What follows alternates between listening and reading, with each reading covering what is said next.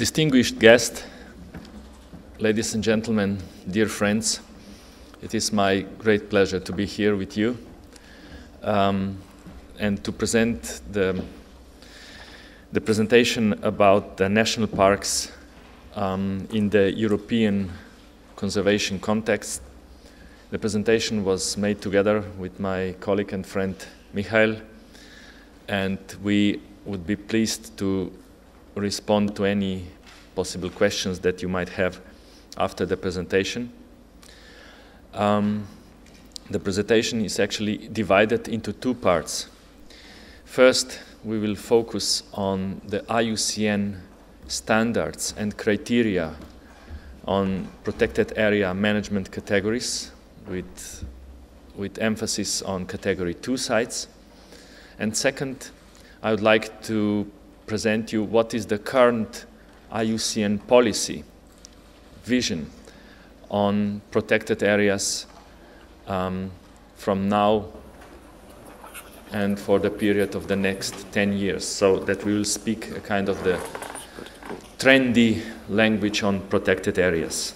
So the task is huge. I have 40 minutes, and I better start immediately. Just a couple of words about the IUCN. I don't want to bother you about this because you will get the presentation, and please, you will read these things later. So let me just tell you that IUCN is an organization focusing on three main pillars. First is, of course, conservation of nature. Second is its governance of nature and use of nature. And the third one is finding nature-based solutions to global changes, because we believe that only nature can help us in finding solutions to the problems that we caused with our civilization. It is, of course, IUCN is the biggest and the oldest global environmental organization, and it's very particular in a way that it combines both the governmental and non-governmental and science sectors. It is also very particular because it combines the work of the secretariat, the counselor, the staff, but also volunteers. And volunteers are brought together in 6 categories. The first one is a commission on education and communication, then on CISP, which is Commission on Environmental Education and Social Policy, Commission on Environmental Law, Commission on Ecosystem Management, Commission that you are probably all aware of, which is the Species Survival Commission with its red list of endangered species, plants, and now also ecosystems. And the last but not least, the World Commission on Protected Areas. I'll speak more about this because we are protected area experts here and we have a vision. So we would like to have protected areas recognized and valued as a cornerstones for conservation of nature. This is the most important thing. And we would like to provide scientific and technical advice and policy for a representative, well-managed and equippedly governed network of protected areas. In Europe, we have, as Michael already mentioned, 700 members, and those of you who are not members yet and are interested, please don't hesitate to send me a note expressing your interest to join the Commission if you want to contribute to the shaping of the global protected area policy. We have many reasons to celebrate. This is a diagram showing the increase of protected areas, both in numbers and extent. It's an old one. It's already from 2011 because the new data are still under compilation. But we are reaching far more than 15% of the globe already protected on terrestrial sites, and hopefully will reach 10% of the oceans. However, the picture is not so bright. We also have some problems, and I'd like to address some of those too. But before going to that, we need to understand that IUCN set up the guidelines for establishment and management of protected areas. I know that most of you, probably all of you, are aware about these standards, but I'm not sure if we are always reading these standards the way they should be read. It's not only the definition or the management objective of each of the protected area category. We should read these guidelines together with some fundamental principles that should be applied for every protected area. We should understand better the IUCN definition of protected area to eliminate immediately those areas that are important for conservation, but that could not be treated or regarded as protected areas. And of course, then the management objectives for each of the categories. And let me highlight just 3 of the fundamental principles that should be applied for every protected area. So, for example, if we want to protect a river ecosystem, we should understand the first principle, which says that protected areas must prevent or even eliminate all those exploitation and or management practices that might be harmful to the objectives of designation. And we see on the left side that the objective of designation, in the case that I'll show you, is protection of a river ecosystem. So this is a natural river in a river ecosystem, and we want to protect it. The problem is that we are facing with different management practices and land uses, like this one on the central picture, showing a river regulation. And I'm pretty sure that all of us sitting in this room immediately understand that this is not natural. It's not a protection of a river ecosystem. And we call it a visible exploitation or practice that is obviously harmful. We have no problem, and we all know that we don't want to have regulated rivers or drained wetland in the river ecosystem. This is clear even for politicians, for land users, for everybody. But what we also face are some practices that are even promoted as a kind of a green infrastructure, which definitely they can be considered as a green infrastructure, but we should know that not every green infrastructure is appropriate for, let's say, for a national park. And the example that is showed on the right side is a hydropower plant, although a small one. But if you look at the picture here,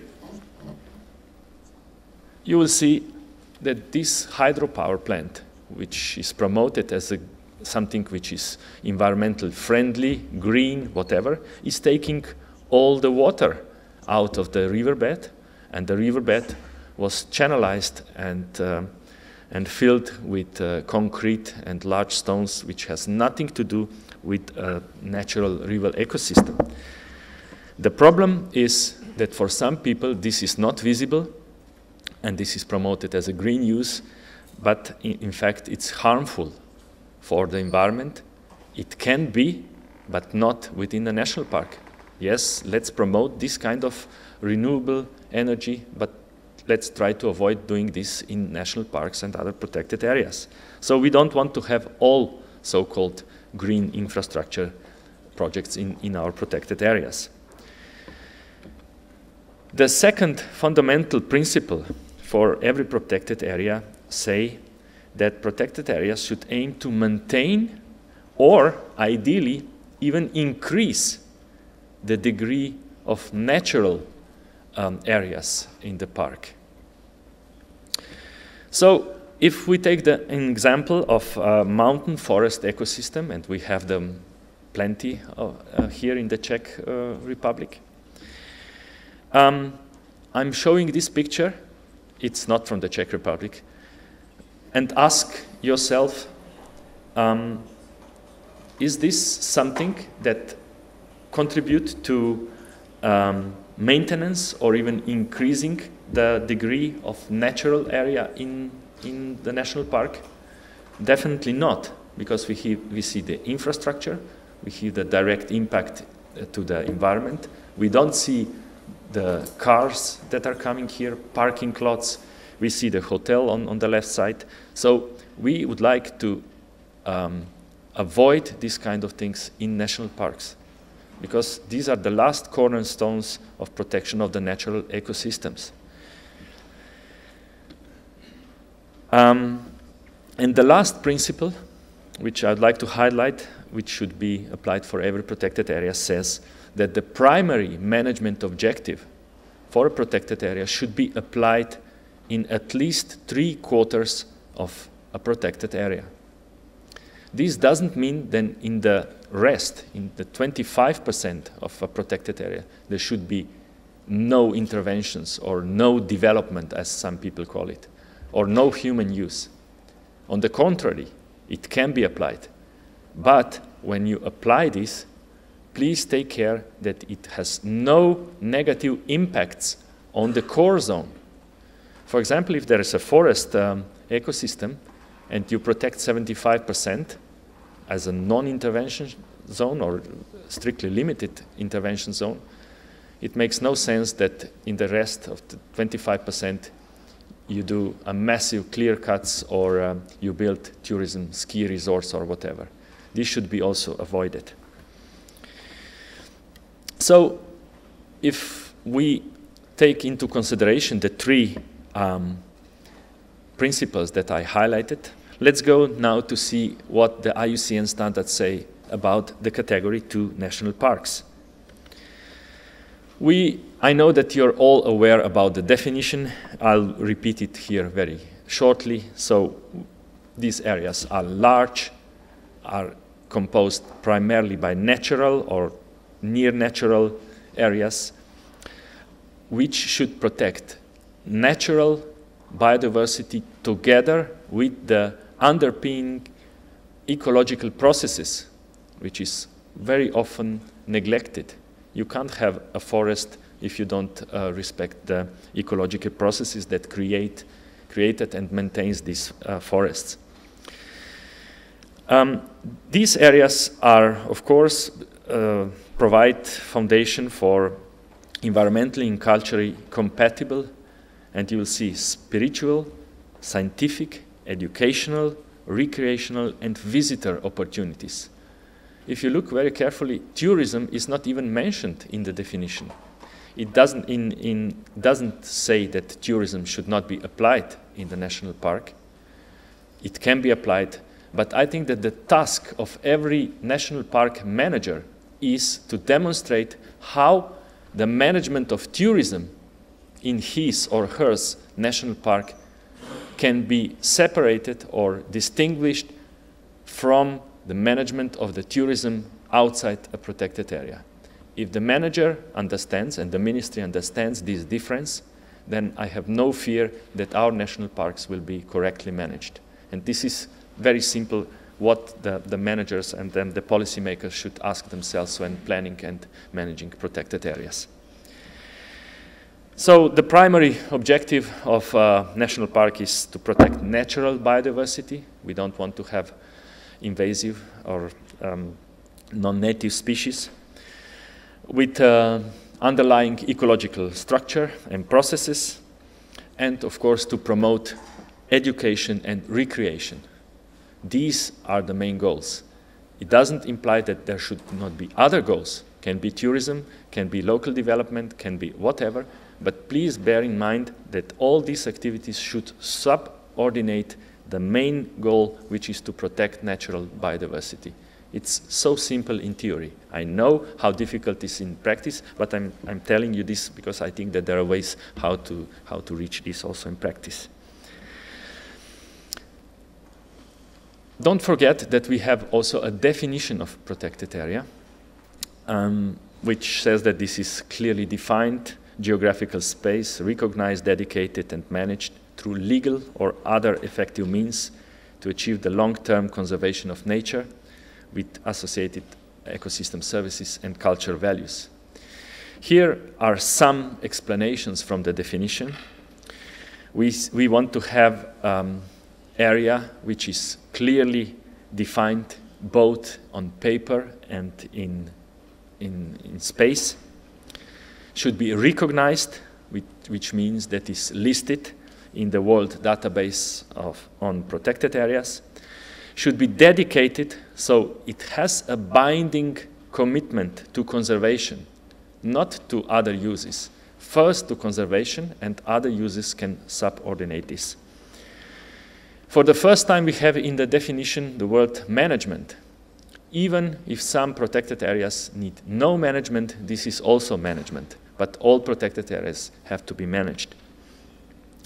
We have to have some legal or other effective means, should be a law, a bylaw, sub-law, or can be other ways of agreement with at the local level or with the landowners. It is important that protected areas are for long term. You cannot protect an area today for 2-3 years and then new government decides that there will be, new area for agriculture or something. No, if we commit ourselves for nature conservation, it should stay forever. And the definition highlights the importance of ecosystem services and cultural values. Without ecosystem services, our civilization would cease, would stop to be alive. So we are fully dependent on this, and of course also our cultural history and values. Sorry. So let me show you just a short exercise, just a simple things what National Park Category 2 should be and should not be.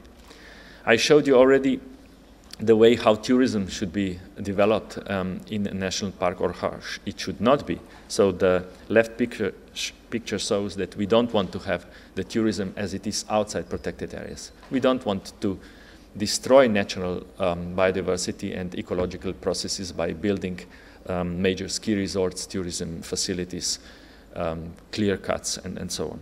But what we do promote is that existing local population in national parks, of course, can be given a recognition, but also an opportunities for development, small-scale tourism, or other services that they can offer to visitors. This is a simple picture which I show to my students at the university, because they ask me, is there any forestry allowed in a protected area category 2? You say that we should respect natural processes, ecological processes. So all these pictures are taken in national parks. So the left picture shows something which is definitely not applicable or should not be applicable. Mass extraction of wood from forest, construction of new roads, noise, pollution. This is not supporting natural biodiversity and ecological processes. We don't want to have this in national parks.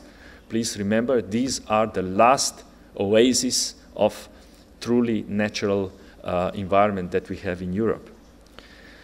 The right picture shows what is fully compatible with the IUCN definition of a category 2 site. So if some landowners take some wood for their own use, not for commercial purposes, makes no sense, because the damage, in brackets, the damage they cause by cutting down a couple of trees for their own use is equal to the damage that is done by wild boar or brown bear. So please bear in mind that this is so simple to explain. And here, I'm sure you are aware that we have different species in our national parks, but the woodpecker species can be used and demonstrated. Why do we need more strictly protected areas without human disturbance? Great spotted woodpecker, the left one, is a common one. We know it. It breeds here outside in this park. It is found in cities and everywhere in the landscape. It's a common species, and it's generalist species, as we call it. Has no problems to survive everywhere. Then we have three-toed woodpecker, which is has much more restricted range, and it's more sensitive. But in some cases, this species still can tolerate a kind or certain level of human intervention. Let's say some sustainable forest management in some cases. But on the right picture, we have the white-backed woodpecker, and I know that you have it here in the Czech Republic too. And those who are familiar with birds would probably agree with me that this species cannot tolerate any human disturbance.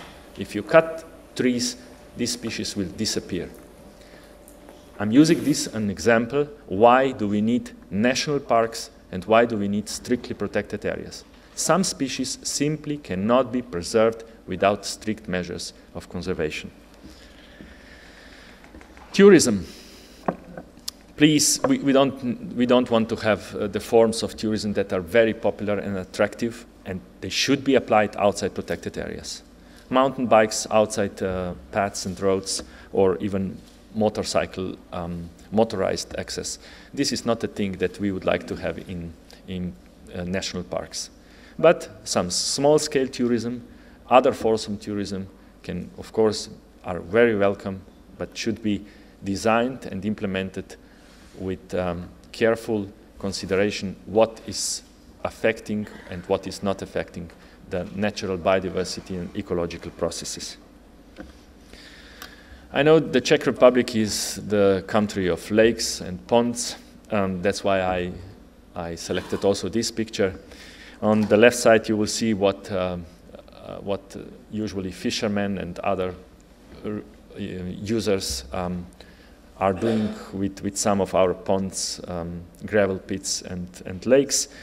You see there is no vegetation, erosion, too many people on the shores. I have nothing against this. My friends are fishermen, I like them. My friends are hunters, I like them. But they should do these activities outside those small part of our territories in our countries that we dedicated for nature conservation as national parks. So we have other options how to treat and manage water bodies in our parks. And this is the picture that I took 4 or 5 months ago here in Karkonoše, which will show where I would like just to highlight what is actually a problem. This is a very nice picture. I enjoyed very much the landscape. It's a fantastic place. But if I enlarge the picture, what I can see here is traces of erosion, which obviously show that there is some mass tourism going on.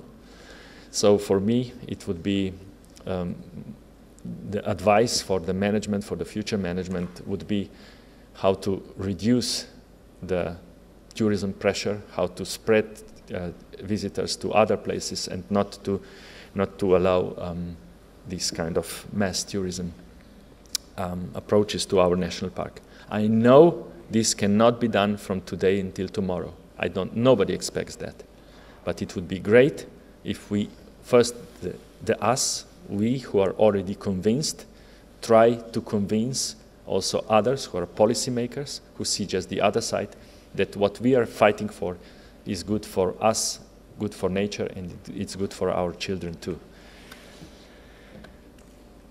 Now I am going to the second part of my presentation, which is much more on general policy, let's say the modern policy on protected areas. I would like to show you a couple of words of a common language that we use when shaping the global policy of protected areas and conservation. And I will use this on the template of the outcomes of the World Parks Congress, which happened just at the end of the year 2014 in Sydney, in Australia.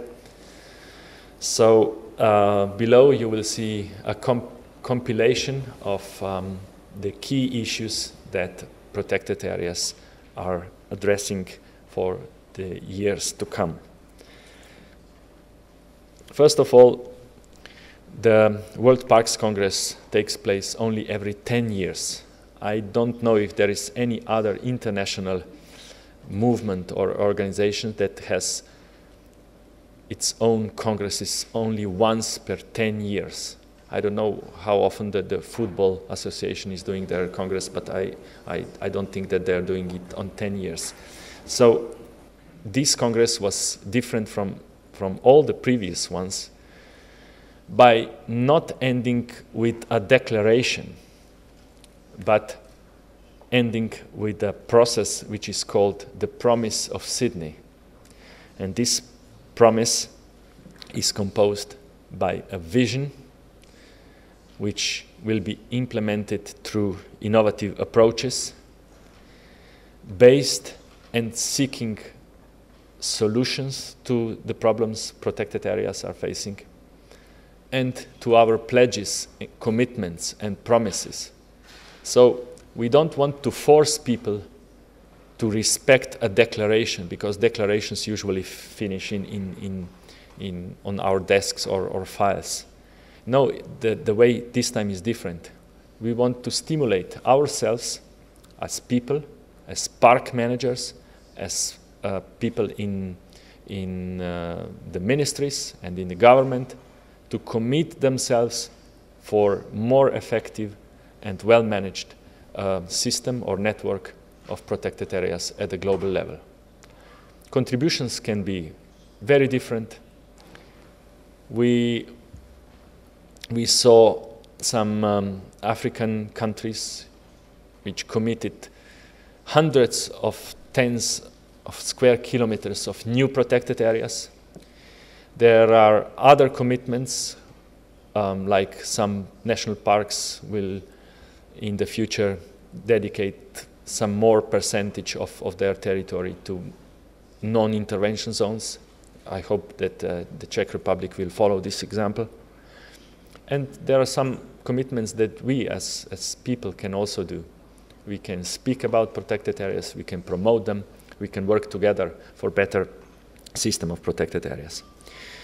So the vision for protected areas is that we have this high-level aspiration for the change that is needed. We need to change, because our protected areas, as we'll see later, are still not, the network is still not completed, they are not well managed, protected areas are not placed in the all important places, and so on. We are using innovative ways. There were 150 recommendations how to achieve this better network, well-managed network of protected areas. And we would like to build on solutions. There are so many good examples on protected area management practices that simply just have to be used for the future. And as I said, we have some pledges, some promises how to reach and achieve this goal. So we would like to ensure that protected areas do not regress, but rather progress. We would like to inspire and connect people across generations, across the land, the cultures, to experience the wonders of nature. And here we would like to address a new target groups, especially people in urban areas who simply lost their contacts to nature. And we would like to invest in nature, especially to explain that nature-based solutions are the only solutions that humanity can offer now to the global environmental crisis. There were 8 streams going on, addressing different topics, and 4 cross-cutting teams which addressed issues like capacity development, marine world heritage, and new social compact. In terms of solutions, I'd like to highlight the new platform that was launched already in Sydney, but also last week at the World Conservation Congress in Honolulu. So it's called the panorama. Please go and enjoy, because you will find hundreds of good examples of solutions to certain protected area planning and management programs. And I will, of course, invite you from the Czech Republic and other countries here. Please provide your solutions, your good examples to this platform so that others could also use it.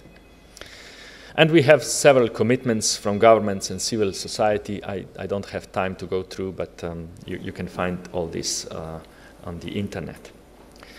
So the title of the Congress was Parks, People, Planet, Inspiring Solutions. And if we go first to the parks issue, we need to raise the bar for conservation of nature. As I said, protected areas must progress, not regress. We need to establish them in the right places. We need to improve their quality, their management. We need to increase the capacity for management of protected areas and include private sector, indigenous and local people and local communities in the management. Here are some examples where you can find more information. You can have information on how much earth and sea and oceans are protected now in the Protected Planet report. There is a new tool celebrating well-managed protected areas. I hope that the Czech Republic will join it. It's called the Green List of Protected Areas. And we need to work more on capacity development. First, we think that we need to make protected area management as a separate professional competence. Protected area management is not a fairy tale. It's a real thing, and we need to really to make it clear that it requires a professionalization. We'd like to build partnership with those who are providing education from elementary school to universities on protected area management. We need to have more published guidelines on capacity development, and we need to use performance and assessments and certification schemes for protected area management. Here are some IUCN publications and results. Please, the right side, the protected area governance and management, is a new Bible on protected areas. It's free to download. It is 1,000 pages long publication in which you will find everything you wanted to know about protected areas, but you never dare to ask. And then you have also guidelines for protected area legislation and several other guidelines that have been published recently. Please note that there's also a magazine, a journal called Parks, which published articles on protected areas, and you're kindly invited to contribute. I won't tackle marine because, like in Switzerland and in the Czech Republic, you don't have much sea, I think. And I won't go into the World Heritage because this is, I'll come here for if you organize the World Heritage thing. But I'd like to say that protected area policy is shifting a lot towards enhancing governance, quality and vitality. So I'm very pleased to tell you that last week in Honolulu, the new resolution has been adopted, which allows no massive extraction of minerals in newly established protected areas. We need to respect human rights.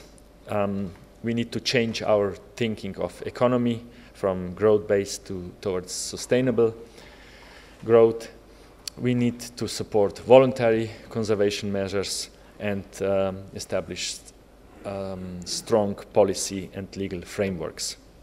Again, you have plenty of publications on the government's issue.